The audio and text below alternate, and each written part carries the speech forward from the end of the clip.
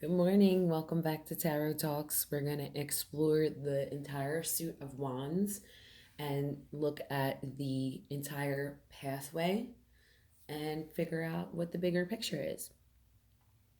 So let's get into it. First card is the Two of Wands, and Two of Wands is Mars and Aries, where he's realizing, he's becoming, he's realizing the I am. Aries is the I am. He knows thyself. He understands his own mind and his own realm. So he's examining the realm. In the Three of Wands, this is where he's going out into the realm and he's venturing out to explore his lands, see what he can build on it, see what he can plant, and see what he can cultivate on that land. Now, you have to understand that we're not really talking about land here. We're talking about the soul, the mind, the ego, and self development. That's what tarot is about. Tarot is about the path of the soul.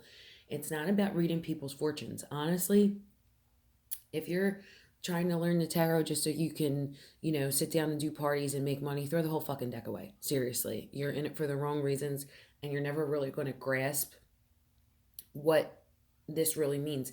As much as I can sit here and tell you the esoteric meanings, understanding them and integrating them into yourself and applying them into your own life path, that's what enriches the soul.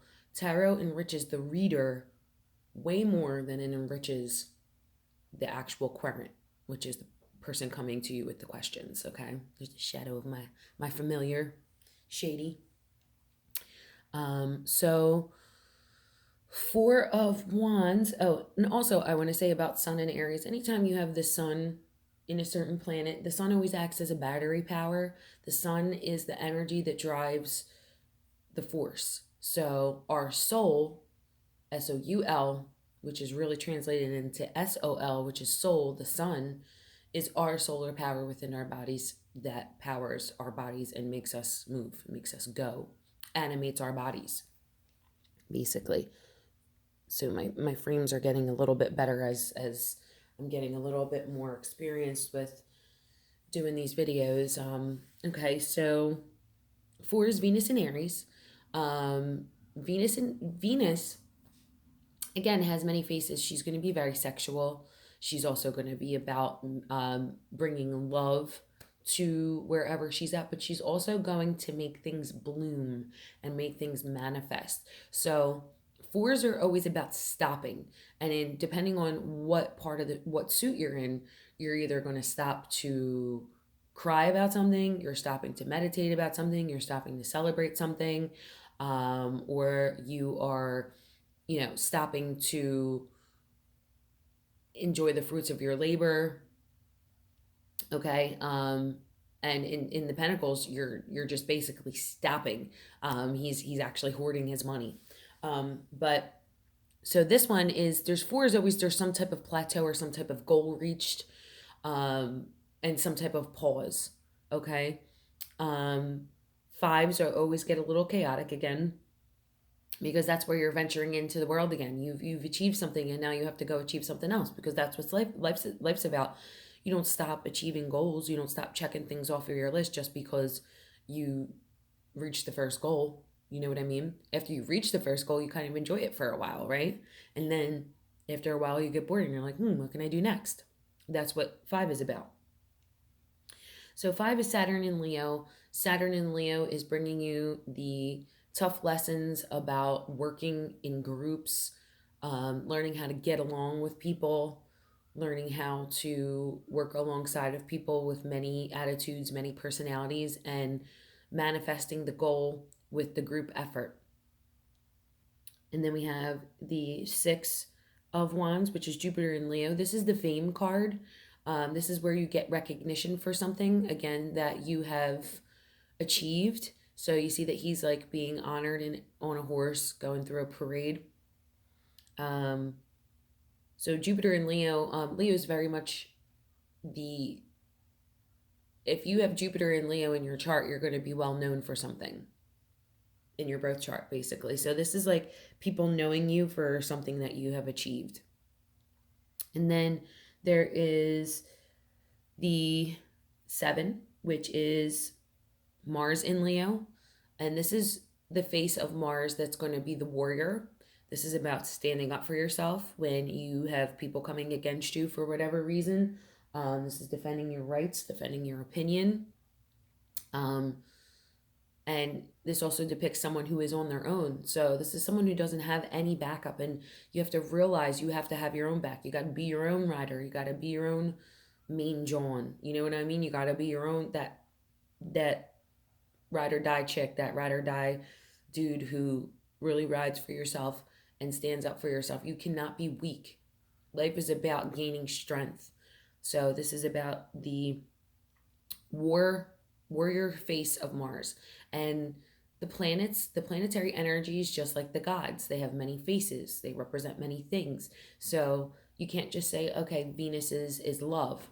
Venus is also very sexual. She is also, again, like I said, about manifesting things and having them bloom. And she's also about the lustful enjoyment of material things, and not necessarily in a greedy way, but the the the joys that we have in the body. Venus embodies that. So like eating, sex, looking at beautiful things, enjoying music, enjoying art, all of that, taking in the beauty and the touches and the tastes and the scents and the smells of the material realm. Okay, and then we have the eight, which is Mercury and Sagittarius. Mercury and Sagittarius, this is the eight is movement. So anytime you say you get this in a reading, you're going to see that things are going to be moving along, lessons are going to be learned. If you're in a dry spell, you're going to come out of it soon. But there's also another dynamic with Mercury and Sagittarius, because Mercury is about the mind, and he's very smart, he's very quick, he is very cunning.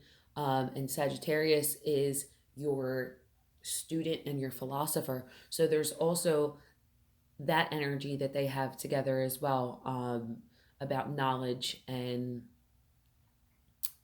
just becoming learned and becoming, I guess, more sophisticated in your knowledge and in your soul.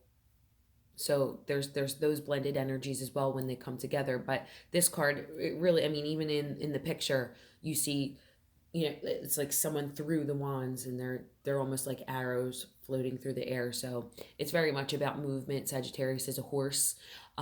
Sagittarius are people that do not like to stay in one place. They get bored easily, just like Geminis, which Mercury rules Gemini. They get bored easily as well. So their minds, Geminis, are flitting from object to object, from thought to thought.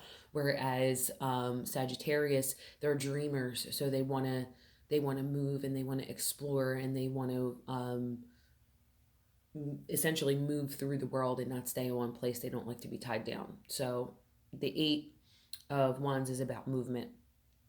And then we have the nine of wands, which is moon in Sagittarius.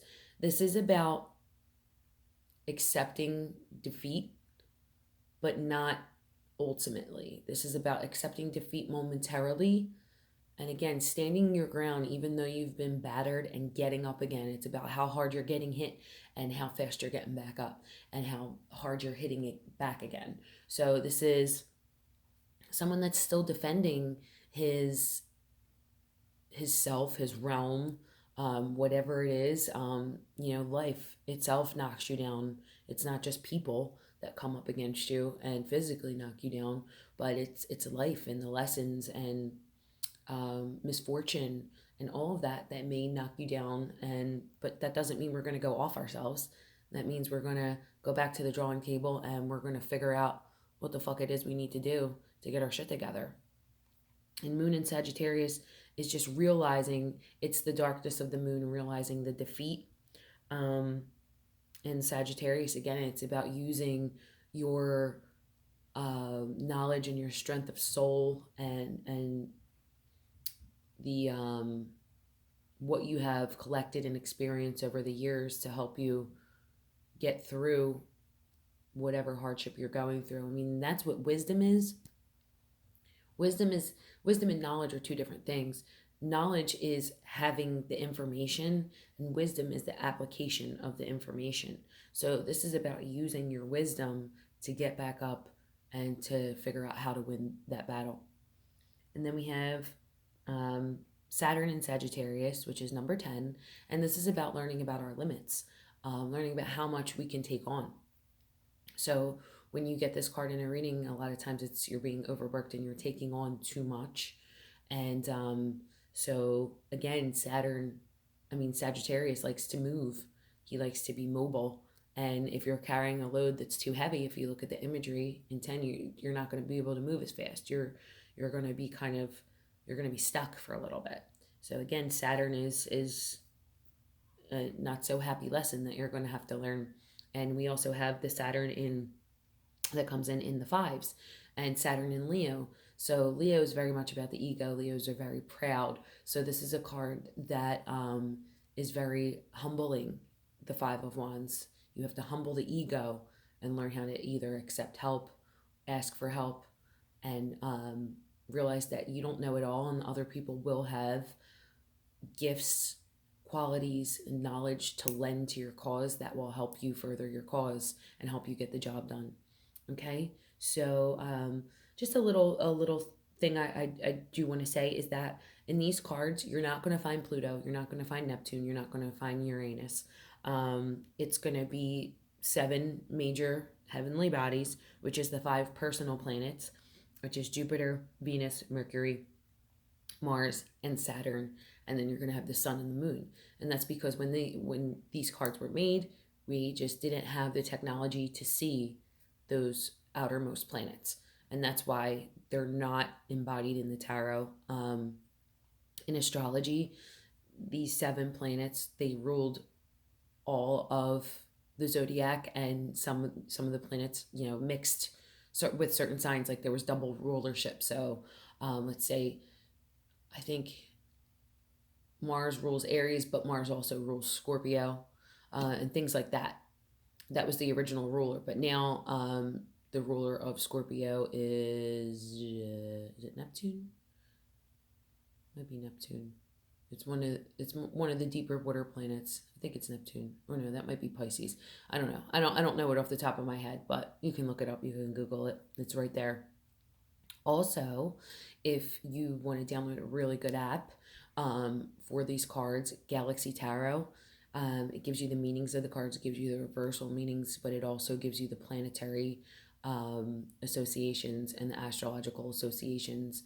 It won't say like Saturn in Aries. It'll say that the rulerships are Saturn and then Aries, and then it shows you the meanings in those. So that's really helpful as well, just to have it on your phone if you're trying to think about it, or if you're having a conversation like, oh, what's the Five of Wands? Let me just pull that up on my phone. It's really helpful to have that as well. But apps are only something that you should use to assist. You should always still use your cards. Read for people as much as you can. It was really scary for me to start reading for people. I'm one of those people. One of my lessons in life is to try and get over my self-defeating attitude. So I read for a lot of people on Instagram, and I like to read for people I don't know. But I also tell people I'm not a psychic, because I'm not, that I just read cards. So I tell people to give me a solid question, a solid detailed question, and don't ask me what your future is going to be like, because I don't know. Because this isn't no Miss Cleo over here. I don't fucking know. I can't see the future. So that was just a little bit of a side note, and these were the Wands cards, and we're going to go on to the Pentacles, and then after that we will study the major arcana. I'm really excited for that. So I will talk to you soon, and thank you so much for tuning into Tarot Talks. I hope this has been informative for you and you guys are getting something out of it. Enjoy your day.